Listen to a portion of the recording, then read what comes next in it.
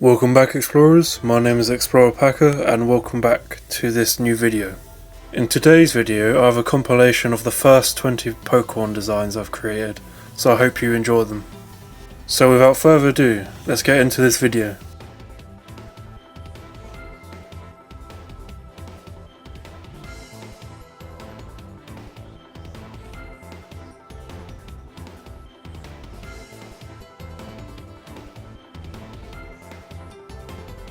For my first Pokemon, I decided to go with a Spinosaurus, frozen in time by molten glass and obsidian. I made it look as if it was made by a glass blower with round body proportions as well as a big shard of glass for a sail. I wanted to make it look like a baby, considering it is basically a fetus piloting a glass body it's encased in. Introducing Spembrio, the glass Pokemon from Spino and Embryo, a rock and ground type with a new ability called Reverb Rage, which raises special attack when it's hit with a sound type move. Spembrio came about when fossilized Pokemon eggs encased in glass were revived by scientists. They are thought to be mutated and not in their original forms. And Spembrio seems to know this, looking eternally sad.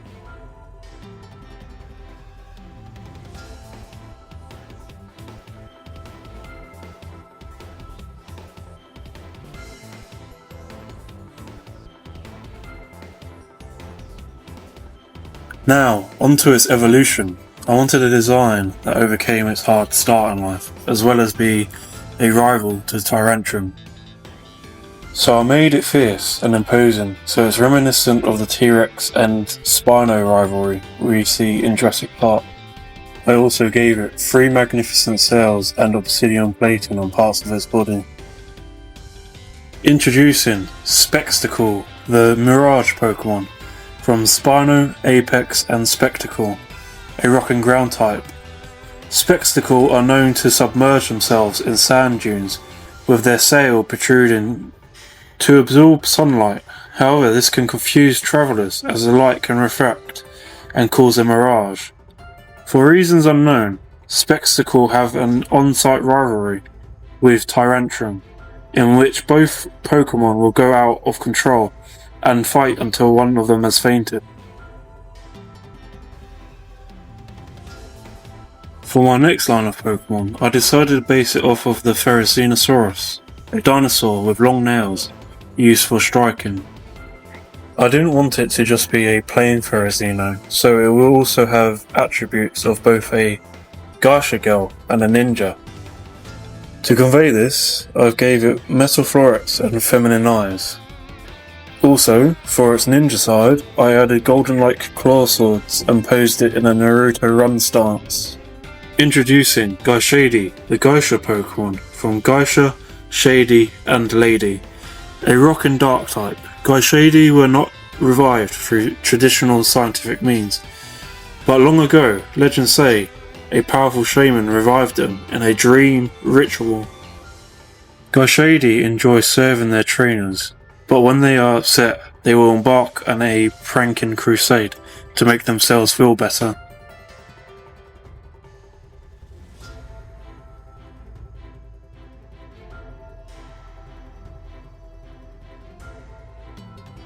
Now for its evolution, I wanted to accentuate its ninja side more. The metal florets on the Prevo are now shaped like shurikens, and I posed it in another combative stance. It has 3 sword claws on both hands, but I don't want to fully abandon the Geisha influence, so they've become fans. Its limbs will be coloured a light pink, and its eyes a red eyeshadow will be applied. Now introducing Ferrozenja, the Geisha ninja Pokemon from Feral, Zen and Ninja, a rock and dark type. Ferrozenja are known for their polar opposite qualities, being the fiercest of battlers. Whilst outside of battle, they are very peaceful. It is thought long ago that a group from Johto came across Ferrozenja and were inspired so much by its way of life, they took its qualities back with them to their own region. The concept for my first Pokemon is a didgeridoo who has been possessed by a spirit of a musician. I'll create the spirit in the image of cave paintings found in the outback of Australia, which were created by Aborigines. They sort of look alien-like in a way, so I hope I can convey that in the design. I learned that didgeridoos are actually trees that have been hollowed out by termites and repurposed and shaped into an instrument. So for future lore purposes, I will also be creating a termite Pokemon in the near future. Introducing Didgeridoo, the Didgeridoo Pokemon. From Didgeridoo and Spirit, a ghost sound type with the abilities Levitate, Own Tempo, and new ability Aero Resonance, which raises speed when hit with a flying type move. Didgeridoo are born when a spirit of a musician comes across a tree hollowed out by treemite. With their deep resonating sound, they are used by shamans in dream rituals. I like that it has a lot of personality and is a very unique concept. I definitely would add this to my team.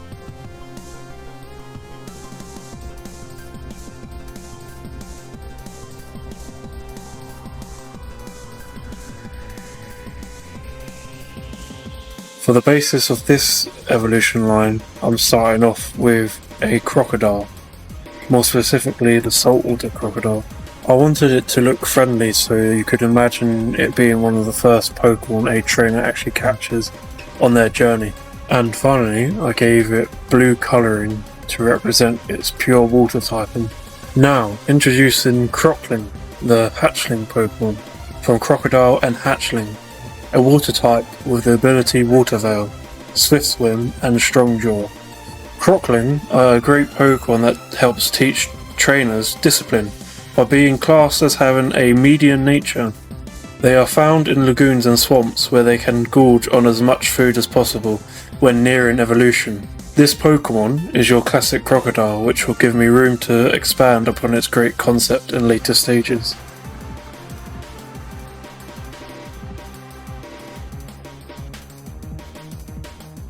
For its next stage of evolution, I'll be creating a crocodile that is basically comatose, but more specifically hibernating.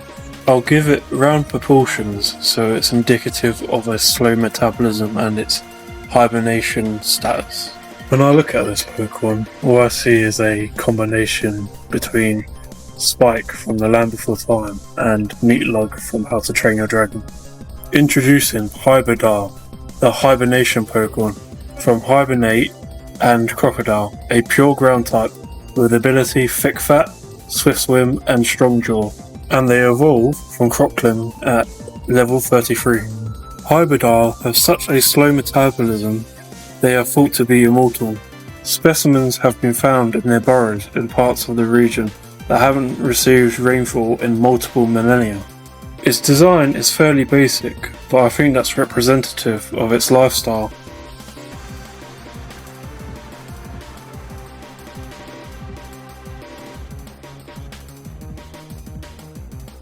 For this last stage, Pokemon has emerged from its burrow after receiving rainfall. It will have both water and ground typing from its prevos, so it will have both brown and blue colouring.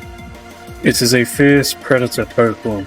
To convey this, I've put 2 teeth on either side of its head, as well as flippers and a long tail used for its speed.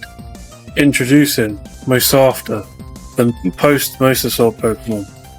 From Mosasaur and after, a water and ground type with the abilities Intimidate, Swift Swim, and Strong Jaw, and it evolves from Hyberdile via level up during the rain. Mosafter are completely water banned and have the strongest bite force on record. They bring the wet season with them up bone dry waterways, helping Hyberdile evolve into more Mosafter. If you look closely at the last stages, you will notice the similarity with the Crocodile line. This is because I like it when we can theorise a Pokemon shares a common ancestor with another. Also, in the shiny of Mosafter, it shares the colour palette of the Feraligatr line.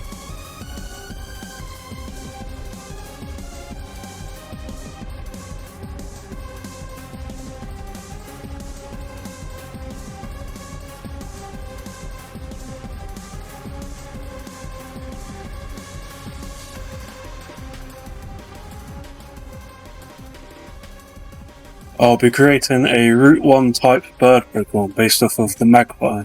Magpies like shiny things, so it will steal gems that it will wear to show off its vain nature, combined with a thief. A fairly basic design, but that is consistent with other Route 1 designs. Introducing Mageeth, Thief Pokemon, from Magpie and Thief, a ghost flying type, with the abilities Keen Eye and Frisk. Mageeth are never seen flying together in flocks amicably, as they'd soon get into a frenzy of stealing each other's gems. So they live a nomadic lifestyle in which they attack trainers in hopes of them dropping something shiny they can wear on their bodies. I really like this design. If it was a official Pokemon, I could imagine it being memed about being part of a cliché Pokemon team.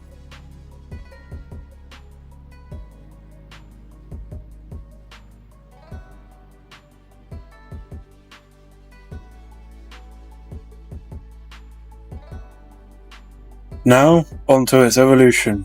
I'm going to develop its thief attribute into that of a shady dealer.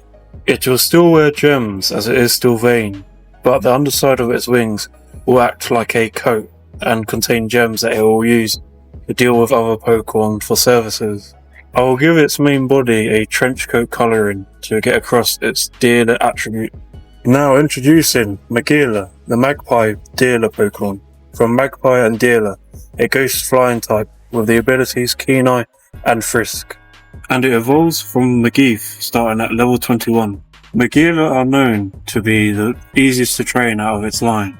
With its high intelligence, it can mediate conflict between Mageeth and its final evolution. If Mageela doesn't respect their trainers, they will have no issue in trading off their items in exchange for other items or services. I had trouble with the coloration of this one at first because of the way I had it made it look as if it was a secondary school student. So I had to resort to making the main body a beige trenchcoat colour. I think it turned out well. What do you think?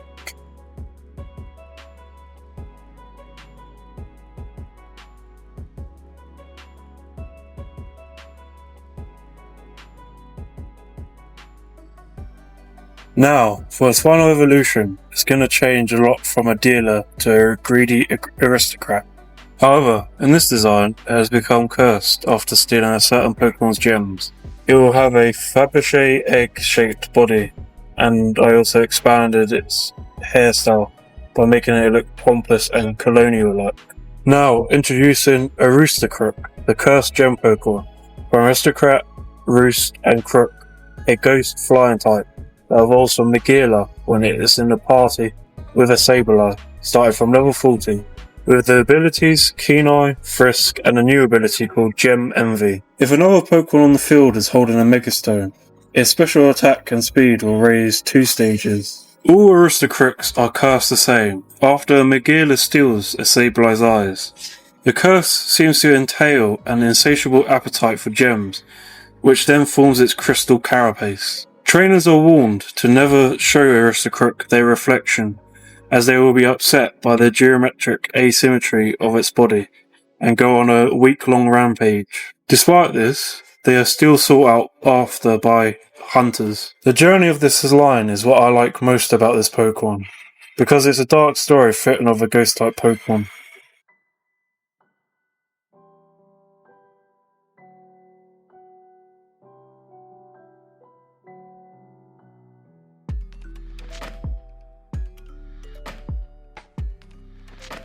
Now you would have heard me say that a Sableye's eyes need to be stolen for a Mageela to evolve. So for my 4th Pokemon, Sableye will be able to break free of its husk and evolve what it was always meant to be, a fairy spirit that is designed to wear parts of its Prevo as both a fashion statement and not to be entirely too different from Sableye. I will add a cloud of mist around its body for lore purposes, which I'll explain in its dex entry. Now introducing Sabesprite, the Unleashed Spirit Pokemon, a ghost fairy type and evolves from Sableye starting at level 40, when in a party with Mageela, and has the abilities Keen Eye, Fairy Aura, and new hidden ability, Trainer's Wish, which allows moves with less than 100 accuracy to hit consistently. Sabesprite are seen dancing proudly in bright meadows and seem to hate the darkness of night. The mist of its body grants wishes in the form of knowledge on how to accomplish your deepest desires. It is discovered that they were persecuted in ancient times and imprisoned in a Sableye body. Scientists are now analysing different Pokemon more closely to find out whether or not they too might be cursed. We'll be recreating Harry Potter characters as Pokemon. Lucius doesn't have a Patronus, so I'll be using his beliefs as the main focal point. Lucius believes in racial purity of the wizarding world, with a hate for those who are impure, as well as being part of the Death Eaters who share his mindset. So I needed an animal that represents this mentality and aggression to achieve its goals. So I picked the wasp, but I wanted a more interesting body proportion. So I came across a wasp, ironically named the Potter Wasp, which has bulky body parts connected by slender body parts. Now introducing Vespite, the pure blood Pokemon. From Vesp and Spite, a pure dark type with abilities Swarm and Levitate. Vespite are known for their zero tolerance policy when it comes to differently typed Pokemon. They will only tolerate other Vespite in their own swarm. However, they are sometimes known to work with other pure dark type Pokemon. I like how it turned out. I think it perfectly encapsulates Lucius Malfoy. For my second Pokemon, I'll be basing it off the character Professor Sprout, best known for her role in the second film, teaching students about the Screaming Mandrake group. So I'm going to fuse the two together, as well as add a Aztec death whistle, which sounds like someone screaming when someone blows into it. I'll give it lichen as hair, as well as a horn, as a replacement for a witch's hat. A skull motif is added to its stomach with two holes that lead into its hollow body, which it uses for resonating screams. Introducing Azterout, the Mandrake Whistle Pokemon from Aztec, Terra and Sprout, a grass and sound type, with an ability, own tempo and new ability, Holodeath, which lowers the accuracy of the foe 2 stages after fainting. Azterout is known for its odd social behaviour, running up to people and Pokemon they like, screaming in their face and running away again. When it comes to people and Pokemon they don't like, however, they whistle a nice song before attacking. This Pokemon has a funny personality and would be great to see in the anime. For my third Pokemon, I'll be basing it off of Professor Umbridge, a woman who seems quite nice at first, but turns out to be evil with severe punishments for her students. She has a love for the colour pink and cats, so that will be the basis of her design. There is a breed of cat with curly fur, and Umbridge is seen wearing some amounts of wool clothing. Umbridge had an odd punishment where students were forced to use a blood quill, which uses the blood of the student as ink to write down what they did wrong multiple times. So I'll also incorporate that into her design. Now introducing Immoral, the punishment Pokemon, from Umbridge and Immoral, a psychic and poison type with abilities Poison Point and Cursed Body. Immoral are harsh Pokemon when it comes to failure. If a fellow Pokemon or trainer fails to win a battle, they carve an insignia into their allies that will start to burn when failure occurs again. Most trainers don't notice this side of Immoral at first, being drawn to its seemingly nice personality. I like its abilities as it reflects how punishing Professor Umbridge is as a person.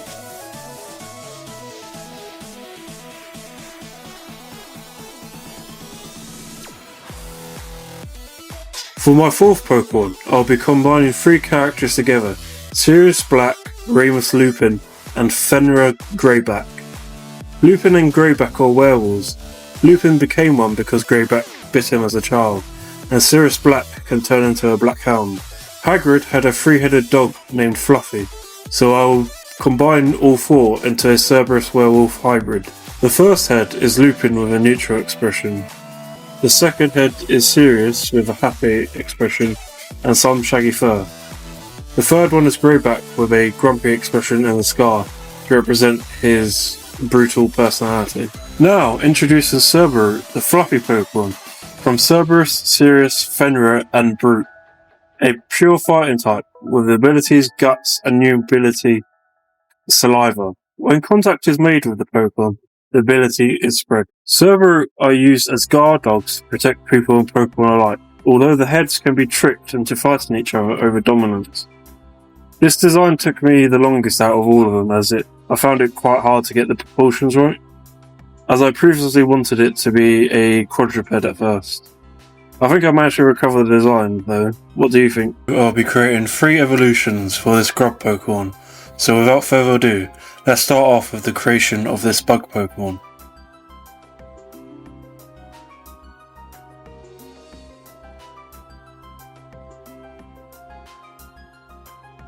For this Pokemon, I wanted it to be simple and vague so I could expand upon its design 3 different ways. I also wanted to create a Pokemon that looked like a baby, so I gave it a big head as well as adding a baby pink and blue colouring. In this Pokemon line, they will all be criminals, so the first stage will have a balaclava that also looks like it's being swaddled in a blanket. Introducing Babylava, the attention thief Pokemon from Baby, Balaclava and Lava, a pure bug type with the abilities Swarm and Hustle. Babylava are the ultimate attention seekers, going to such lengths to sabotage their trainers' relationships with other Pokemon, so they can be the centre of attention. If it doesn't get its way, however, it will emit cries that break the sound barrier. I enjoyed creating this Pokemon as it strayed away from my usual cool looking Pokemon for a cute looking one. Also enjoyed creating a gender difference by swapping the blue and pink around. It's subtle but it works.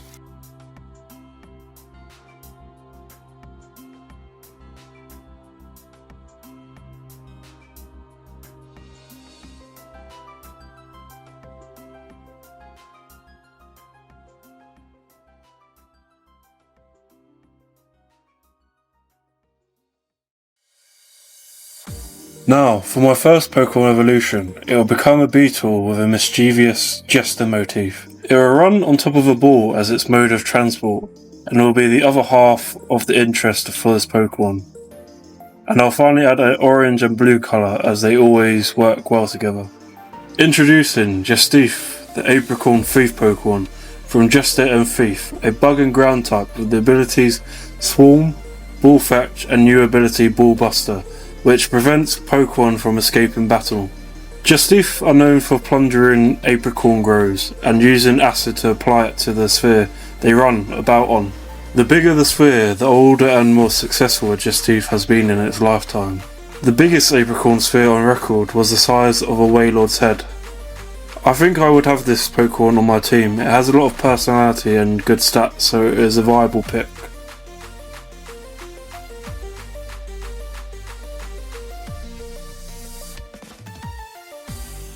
Now, for my second Pokemon evolution, I'll be creating a large sumo beetle that extracts the sugar from berries to form the crystals on its body.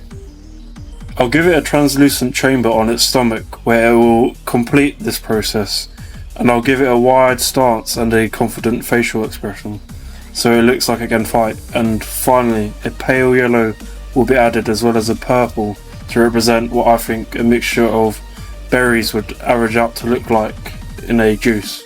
Introducing Glucomo, the Berry Thief Pokemon from Glucose and Sumo, a bug and rock type with the abilities Swarm, Harvest and new ability Sugar Rush, which raises attack and speed when a berry is consumed. Glucomo are notorious for raiding berry orchards en masse to separate the sugars from the berry juice, with their goal to strengthen their defences in mind, with the distillery in their stomach.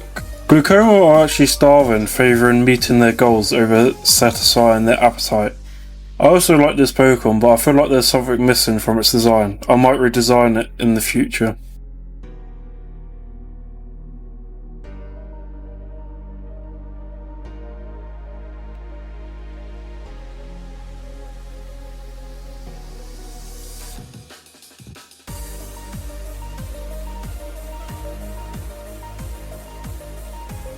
Now on to my third and final Pokemon evolution.